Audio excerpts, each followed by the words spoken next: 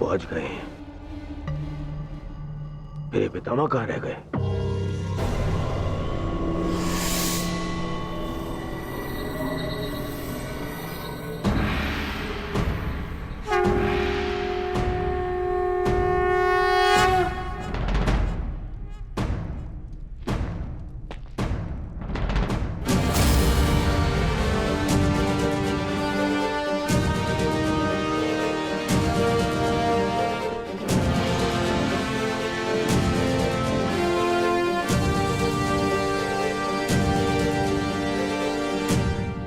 सभा आरंभ की जाए। सभी रथी, महारथी और योद्धा आकर वो अस्त्र ग्रहण करें जिससे उन्हें युद्ध में प्रयोग करना है।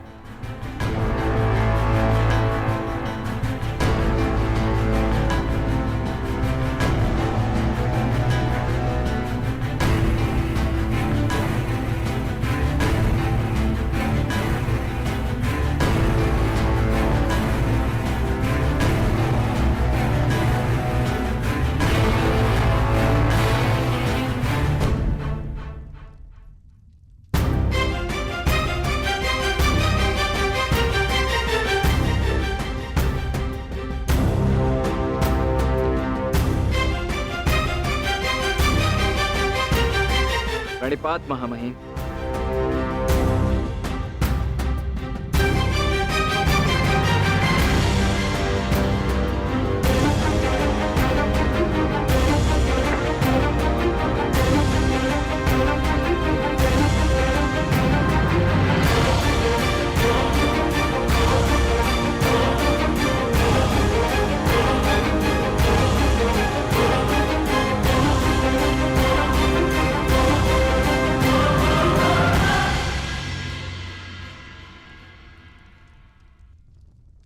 यशस्वी भव।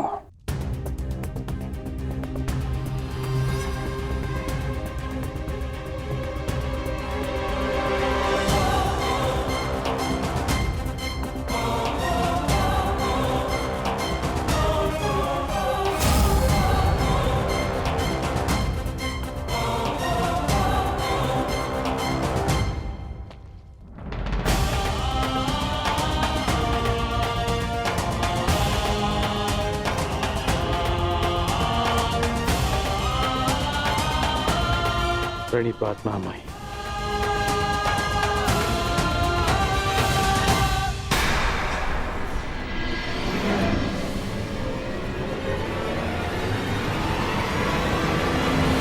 वो सहोदर एक दूसरे का रक्त न भाई, ये उत्तरदायित्व आपको ही लेना होगा ताजश्री।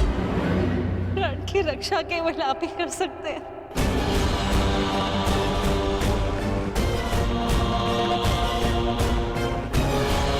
मैं अपने 6 पुत्रों को जीवित देखना चाहती हूँ। इस विपदा का है आपको ही दिखाना होगा।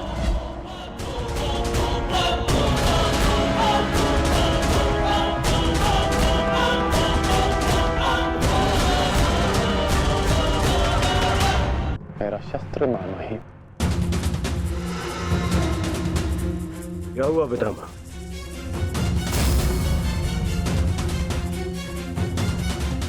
इसका क्या अर्थ है? इसका अर्थ है कि एक सूत पुत्र मेरी ओर से युद्ध में भाग नहीं लेगा।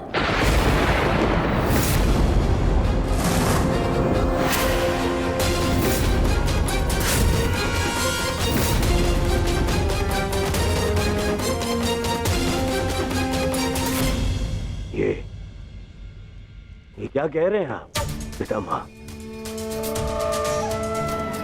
आप अब भूल रहे हैं, वर्षों पहले मैं अंगराज को राजा घोषित कर चुका हूं।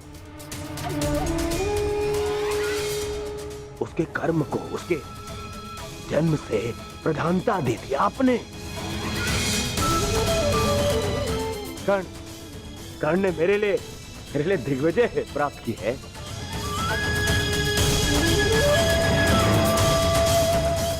आपने स्वयं विराट युद्ध में उसके साथ मिलकर युद्ध किया। तो फिर आज आज उसके भूत पुत्र होने का प्रश्न कहां से उत्पन्न हो गया है? बात जन्म की ही तो है दुर्योधन। हाँ, मैंने कर्ण के साथ युद्ध लड़े हैं, परंतु ये युद्ध बाकी युद्धों से भिन्न है। ये एक महान युद्ध है।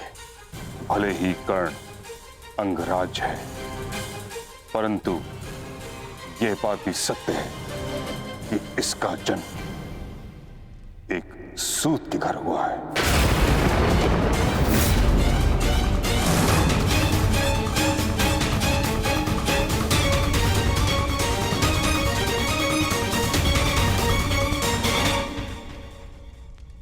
मैंने सदा इस पल की प्रतीक्षा की है जब मैं ये सिद्ध कर सकूं कि जीवन जन्म पर नहीं, कर्म पर निर्भर होता है। और आज जब ये समय आया तो आप मुझसे कह रहे हैं कि मैं रिक्त हाथ लौट जाऊं। यह युद्ध केवल मेरा अधिकार नहीं, मेरे जीवन जीने का लक्ष्य है। आप मुझसे मेरा अधिकार, मेरा लक्ष्य मत छीनिए। मैंने अपने मित्र को वचन दिया है कि इस युद्ध में मैं उसकी रक्षा करूंगा, पूर्ण रूप से मैं उसकी सहायता करूंगा, चाहे मेरे प्राण क्यों ना चले जाएं।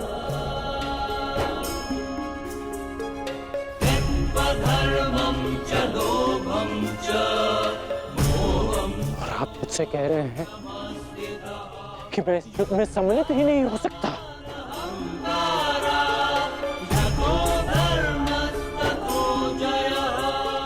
ऐसा क्या अपराध कर दिया मैंने कि आप मुझे यह दंड दे रहे हैं?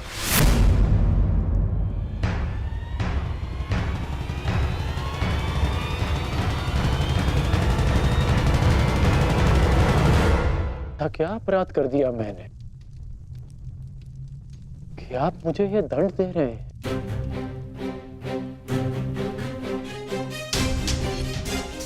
मैं कौरवों का सेनापति हूं और एक सूत पुत्र को अपने निर्णय का कारण बताना उचित नहीं समझता।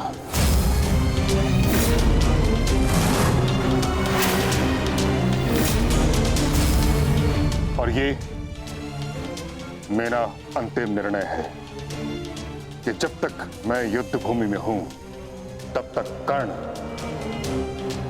युद्ध भूमि से दूर रहेगा।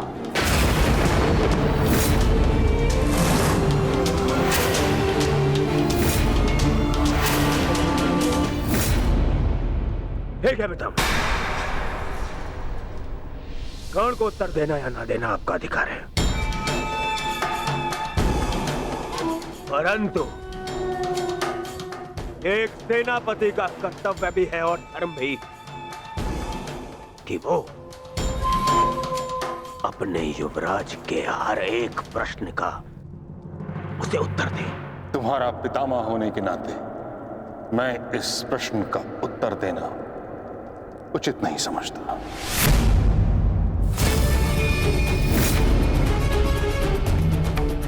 परंतु मैं कारण समझ चुका हूं,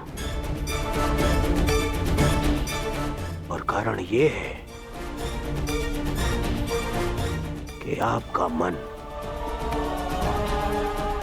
उन पांडवों के पक्ष में डोल रहा है। उन पांडवों के प्रेम में आपकी प्रतिज्ञा दुर्बल हो गई है। विश्वासघात कर रहे हैं आप हमारे साथ, विश्वासघात। दुर्योधन,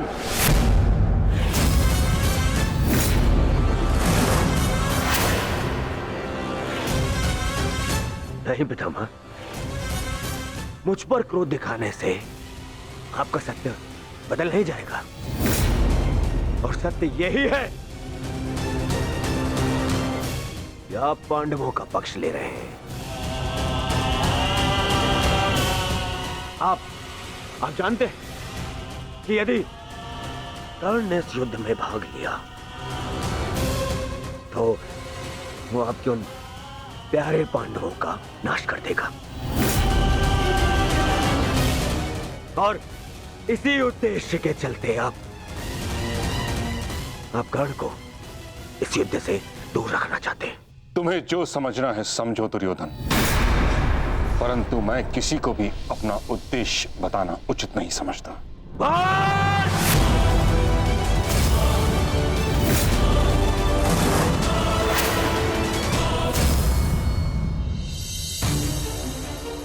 बहुत हो गया पितामह, बहुत हो गया।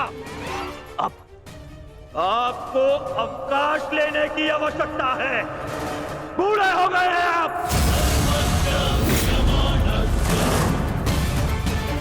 इसीलिए मैं महाराज धृतराष्ट्र का ज्येष्ठ पुत्र दुर्योधन आपको आपके कर्तव्य से मुक्त करता हूं।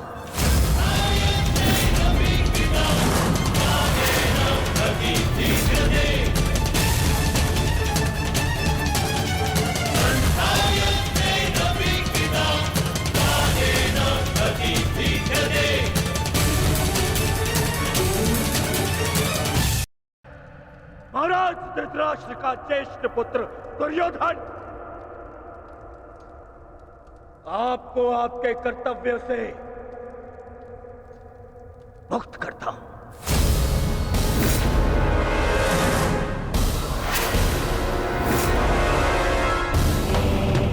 बताए क्यों पितामह? क्योंकि आपसे कहीं अधिक विश्वास मुझे मेरे मित्र कर्ण पर है, उसकी प्रबलता पर है। क्योंकि आपका हृदय तो सदैव पांडवों के हित में ही सोचता आया है।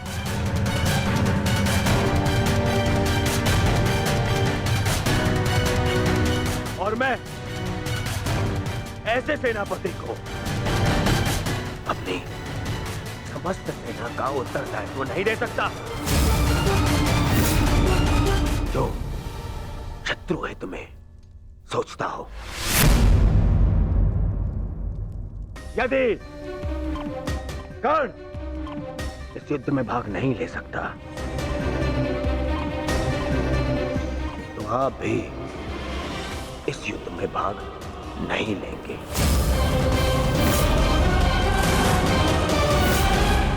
यदि तुम्हारा यह निर्णय है दुर्योधन, तो यही सही। मैं स्वयं को इस युद्ध से विरक्त घोषित करता हूं।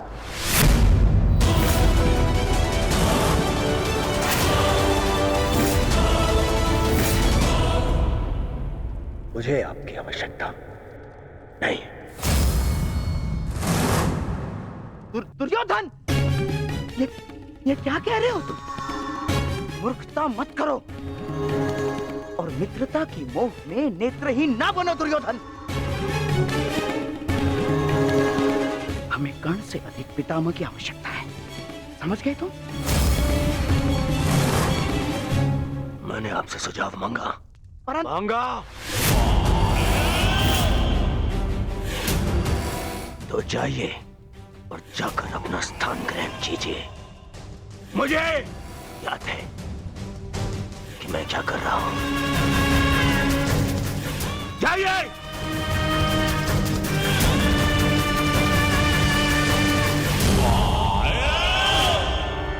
नहीं महाभाई, युवराज ने जो कहा क्रोध में आकर कहा। मैं इस विषय में उनसे बात करूंगा, सब ठीक हो जाएगा महाभाई। नहीं कौंतेय कर्ण, अब कुछ भी ठीक नहीं हो सकता। मेरी बात सुनिए महामहिम। मुझे एक सूत पुत्र की बात नहीं सुननी।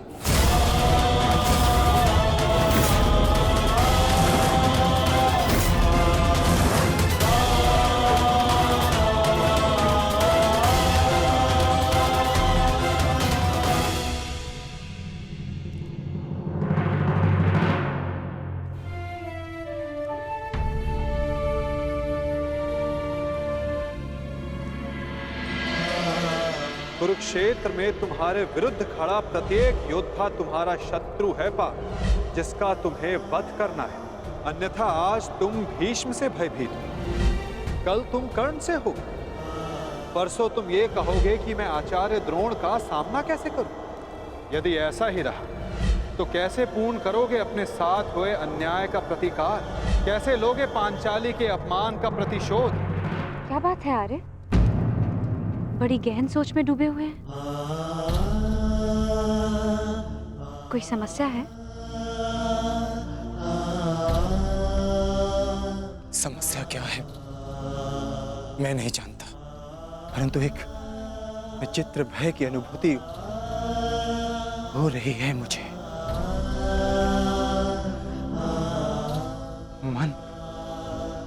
मन बड़ी दुविधा में है।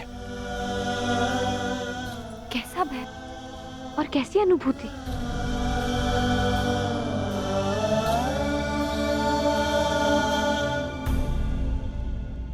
मैं और मेरा मन इस दुविधा में है कि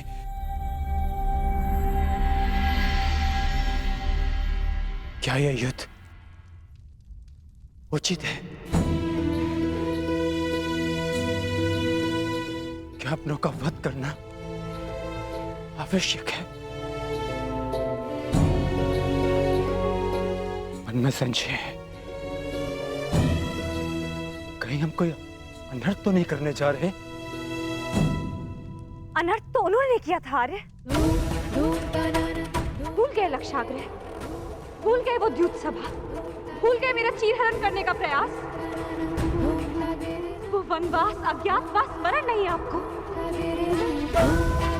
ये अनर्थ नहीं, अपितु इस समय का सबसे अर्थवान कार्य है आर्य।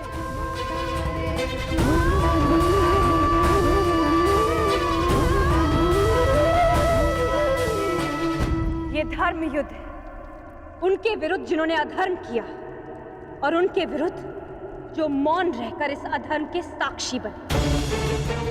ये एक प्रयास है आर्य, आने वाली पीढ़ियों के समक्ष एक उदाहरण प्रस्तुत करने का कि जो अधर्म करता है और जो चुप रहकर उसे होते हुए देखता है, वो दोनों ही नाश के भागी हैं।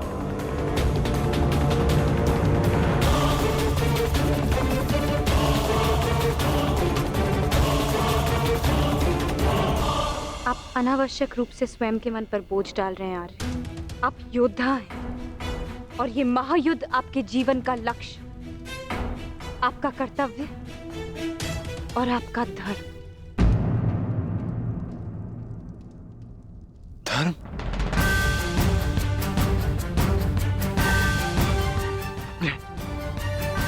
अपने पितामह पर शस्त्र उठाना कैसा धर्म है? गुरु का वध करना कैसा कर्तव्य? विराट युद्ध में जब यही लोग आपके विरुद्ध धनुष बाण ताने खड़े थे, तो क्या ये उनका कर्तव्य था? प्रतिज्ञा से बंधे होने का बहाना बनाकर अपनी कुलवधू की लाज लुटते हुए देखना, क्या ये उनका धर्म था? और ये मत भूलिए आर्य, आचार्य द्रोण ने अपना प्रतिशोध पूरा करने के लिए पिताश्री के विरुद्ध आप सबको युद्ध में झोंक दिया था। अब तो अधर्म का प्रतिकार ले रहे हैं।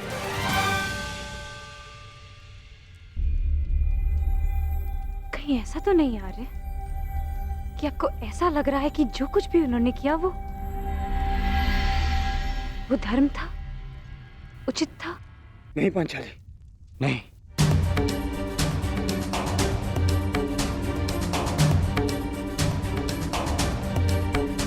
जो उन्होंने किया वो सर्वथा अनुचित था,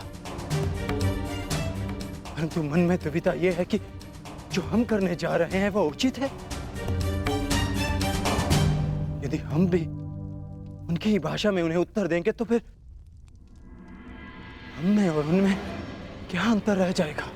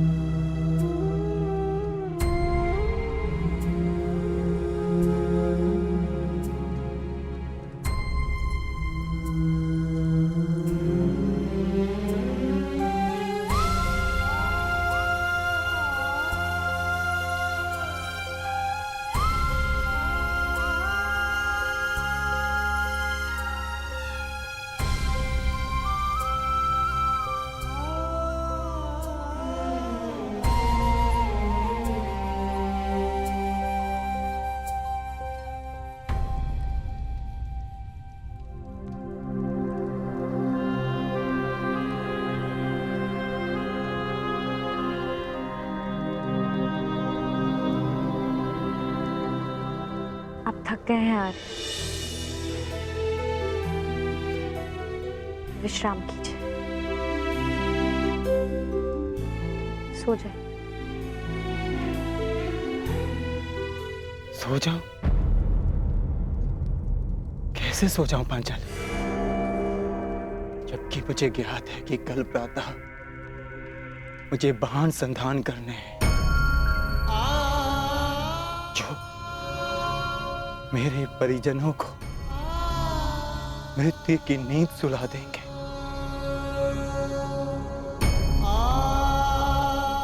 तो कैसे सो जाऊं मैं, कैसे?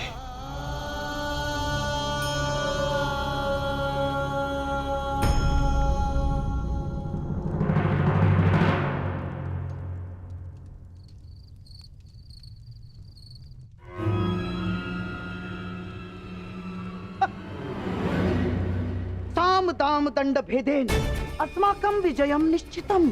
साम दाम दंड भेदेन अस्माकं विजयम निश्चितम। कहाँ है? कैसे होगा? अपनी मित्रता की भावावेश में बहकर तुम बहुत बड़ी भूल कर रहे हो दुर्योधन, बहुत बड़ी भूल। वो अंगराज अब वो कर नहीं रहा जिसे अस्त्र बनाकर तुम पांडवों पर प्रयोग करना चाहते थे ना, जिसकी सारी शक्ति उसके कवच और कुंडल में थी, जो अब नहीं है, जिसके जाते ही कर्ण केवल और केवल मात्र एक साधारण योद्धा और एक साधारण धनुर्धारी रह गया है दुर्योधन। और ऐसे व्यक्ति को तुम प्रधान सेनापति बनाना चाहते हो? है? कौरवों की वास्तविक शक्ति इच्छा मृत्यु के वरदानधारी महामहिम भीष्म है, ना कि वो कवचहीन सूत पुत्र कर्ण। मैं जानता हूं कि तुम्हें बहुत बुरा लगता है, बहुत बुरा लगता है, जानता हूं मैं। परंतु एक बार अपने मन से पूछो एक बार, उत्तर यही मिलेगा कि वो सुपुत्र कर्ण कुंती और उसके पुत्रों के लिए कोमल भाव रखता है, कोमल भाव। स्मरण करो कि किस प्रकार उसने हमारी हर चाल में बाधा डालने का प्रयास किया है दुर्योधन। चाहे वो द्युत सभा हो या विराट युद्ध, हाँ, या फिर तुम्हारे जीजा श्री जयद्रथ का अपमान है। कर्ण सदैव उन पांडवों के पक्ष में रहा है, द्रोही है वो। अपने मन को टटोलो दुर्योधन, उत्तर मिल जाएगा तुम्हें। विश्वासघाती है तुम्हारा मित्र कर्ण, विश्वासघाती।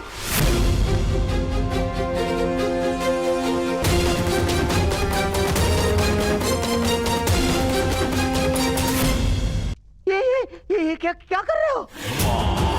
कुछ लूटिए।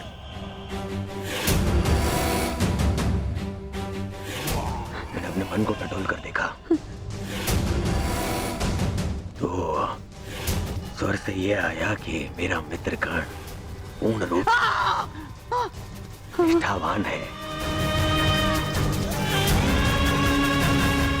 एक और स्वर मन से निकला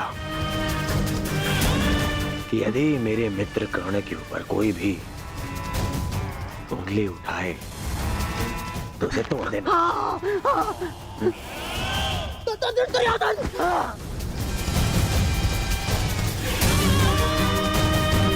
केवल इसलिए कि आप मेरे मामा श्री हैं। बार बार मेरे धैर्य की परीक्षा लेने का अधिकार नहीं मिल जाता। भविष्य में स्मरण रखना, जब मैंने अपने संबंधियों को क्षमा नहीं किया, उन्हें 5 गांव ना देकर इस महायुद्ध का आह्वान कर दिया, तो आपका नाश करने में मुझे एक क्षण भी नहीं लगेगा।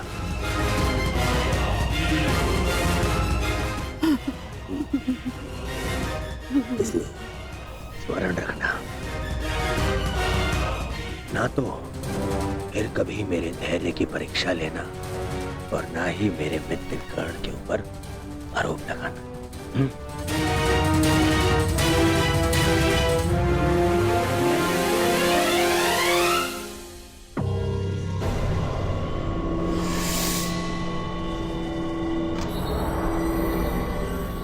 वाह!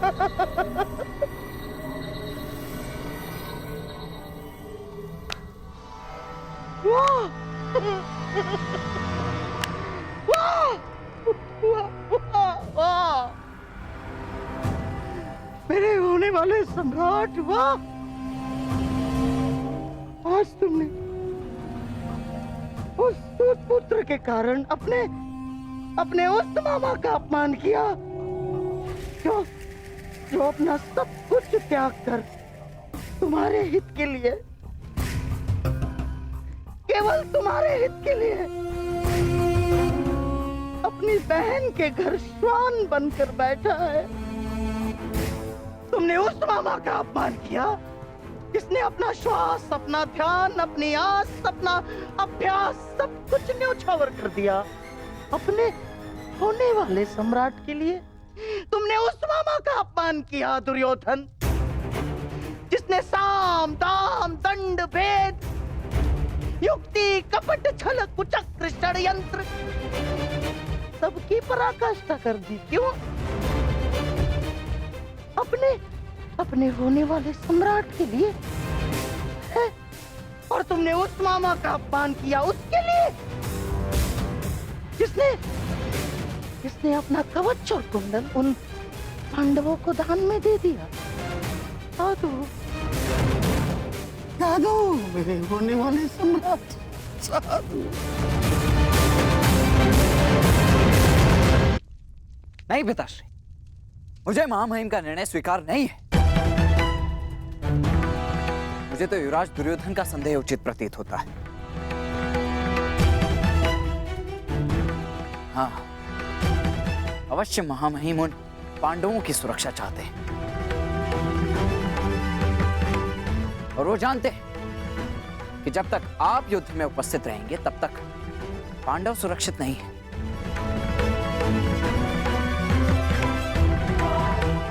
तभी वो आपको युद्ध से दूर रखना चाहते हैं।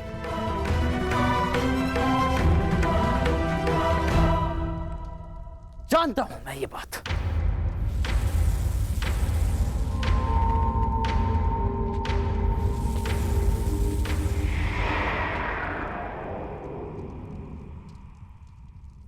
शांत हो जाओ पुत्र।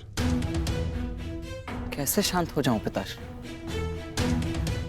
इस समय कौरवों को सबसे अधिक आवश्यकता आपकी है, ना कि महामहिम की। ये एक योद्धा नहीं, एक पुत्र बोल रहा है। युद्ध में योद्धा के बल से अधिक अनुभव का बल काम आता है। गंगा पुत्र भीष्म को ऐसे ही महामहिम नहीं कहा जाता। स्वयं गुरु परशुराम भी उन्हें परास्त नहीं कर पाए थे। आओ मेरे साथ।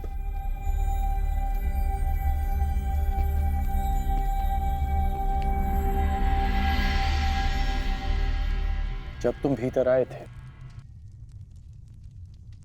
तो बाहर कौन था?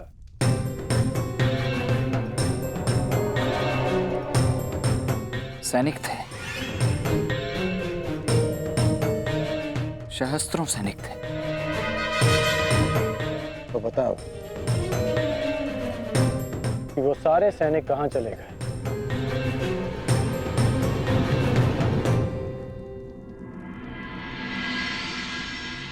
हस्तिनापुर में चारों ओर यह सूचना फैल रही है कि महामहिम कौरव सेना का नेतृत्व नहीं करेंगे। सारे सैनिक अपने अपने सेना नायकों के पास इस बात की पुष्टि करने के लिए गए हैं। और यदि ये निश्चित हो गया कि महामहिम कौरव सेना का नेतृत्व नहीं करेंगे तो युद्ध से पूर्व ही कौरवों का अधिकतम बल युद्ध से विरक्त हो जाएगा। ये सारे सैनिक अपने प्राण हथेली पर लेकर इसलिए लड़ते हैं क्योंकि इन्हें विश्वास है कि उनका सेनापति उनके प्राण व्यर्थ नहीं जाने देगा, कि उनके जीवन के बदले में उन्हें विजय मिलेगी। इसलिए पुत्र, दुर्योधन को मेरे बदले महामहिम को चुनना चाहिए। क्योंकि मां महीम के पास सेना का विश्वास है। तो अब आप क्या करेंगे पिताश्री? एक योद्धा होने के नाते अपने से महान योद्धा का सम्मान और वो कार्य जो मेरे मित्र के हित में होगा।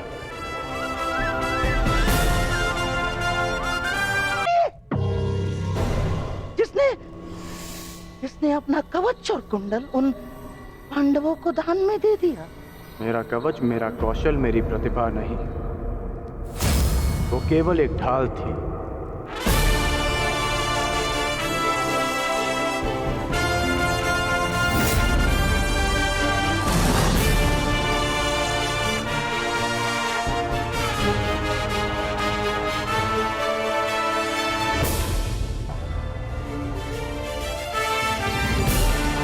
और दुर्योधन की ढाल मैं हूं। मेरी मित्रता है और ये मित्रता मेरे लिए मेरे प्राणों से भी अधिक महत्वपूर्ण है। मैंने सदैव अपने मित्र के प्रति अपनी निष्ठा सिद्ध की है और आज भी मैं ऐसा ही करूंगा।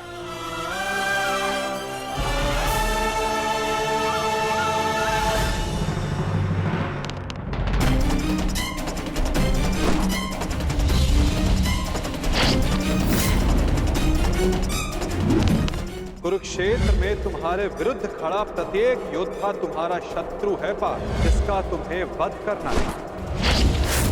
ये धर्म युद्ध उनके विरुद्ध जिन्होंने अधर्म किया, अन्यथा आज तुम भीष्म से भयभीत। भूल गए लक्षाग्रह, कल तुम कर्ण से हो, भूल गए वो द्यूत सभा, परसों तुम ये कहोगे कि मैं आचार्य द्रोण का सामना कैसे करूं? भूल गए मेरा चीरहरण करने का प्रयास। यदि ऐसा ही रहा तो कैसे पूर्ण करोगे अपने साथ हुए अन्याय का प्रतिकार? कैसे लोगे पांचाली के अपमान का प्रतिशोध? कुरुक्षेत्र में उनके विरुद्ध जिन्होंने अपमान का प्रतिशोध।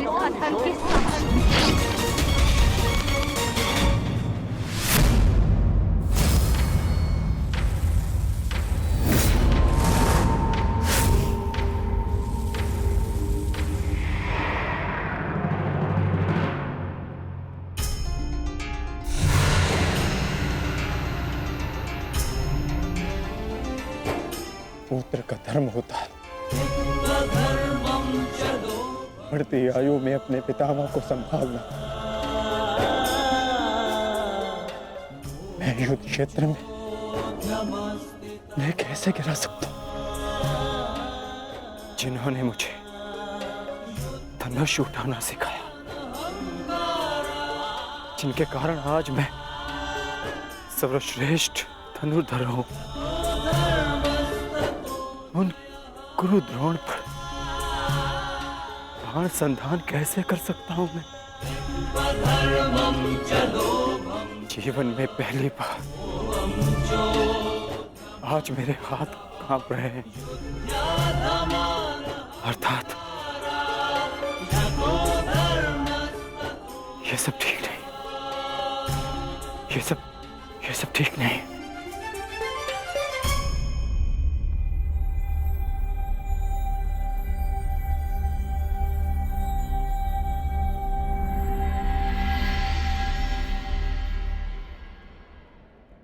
क्या हुआ पार्थ?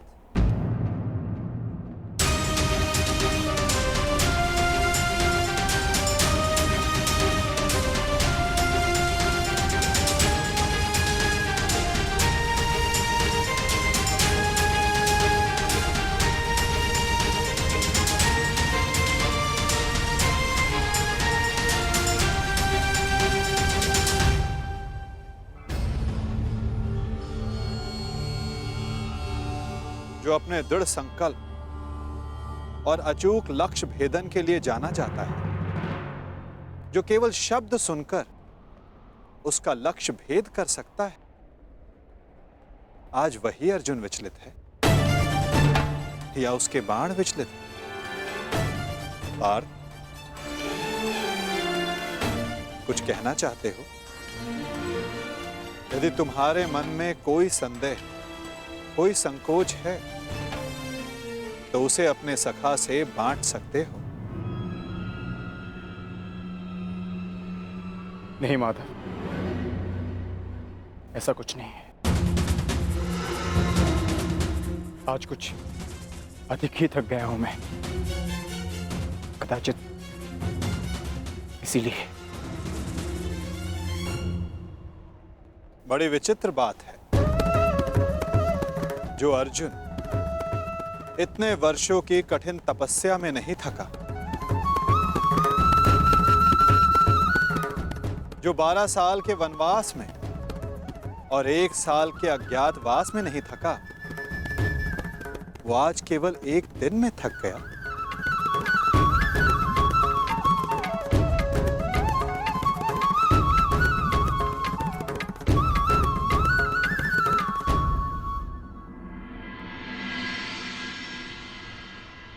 कोई बात नहीं पार्थ, असाधारण मनुष्यों के जीवन में विचित्र कथाएं होती ही रहती हैं।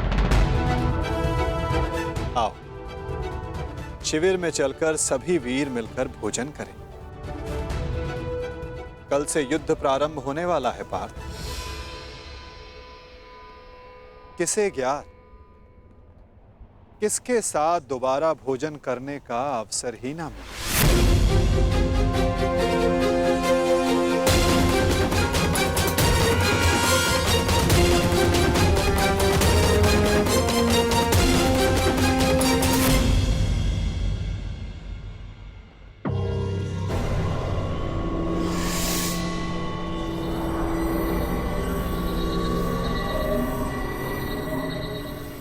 हम सबको यहाँ पे क्यों बुलाया गया है मामा श्री? क्या? मुझे तो लगा कि तुमने हम सबको यहाँ एकत्रित होने का आदेश दिया है।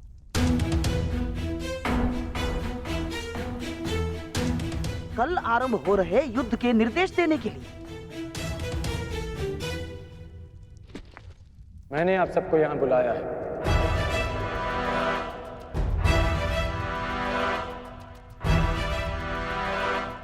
पधारने के लिए धन्यवाद। परंतु तुमने हमें यहाँ क्यों आमंत्रित किया है कर्ण? बताता हूं मित्र, पहले सभा पूर्ण हो जाए।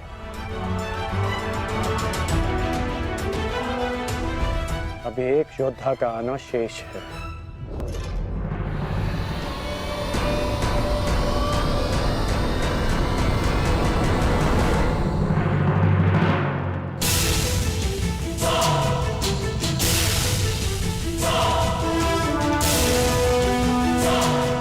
इससे पूर्व कि किसी के भी मन में कोई विचार उत्पन्न हो, मैं बता देना चाहता हूं कि मेरे यहाँ आने का कोई उद्देश्य नहीं।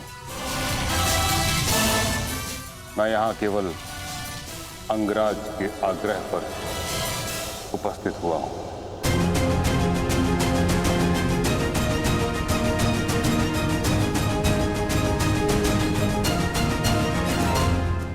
कर्ण, मैं जानना चाहता हूं इस सभा को बुलाने का उद्देश्य क्या है मित्र?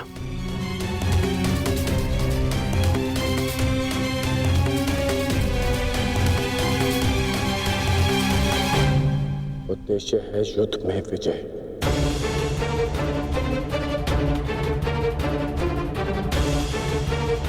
तुम अपने मित्र मोह में आकर बहुत बड़ा अनर्थ करने जा रहे थे, और एक सच्चा मित्र होने के नाते मैं तुम्हें ये अनर्थ नहीं करने दूंगा।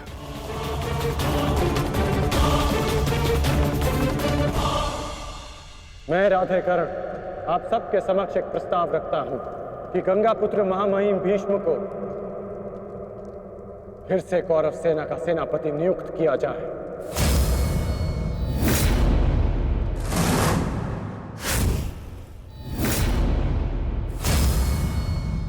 और ये घोषणा करता हूं कि जब तक महामहिम भीष्म इस युद्ध भूमि में सेना का नेतृत्व करेंगे,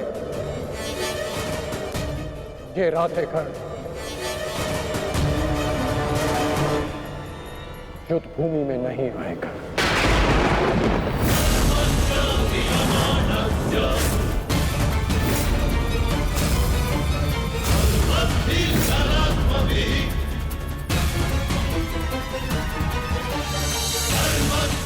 ये तुम क्या कह रहे हो मित्र?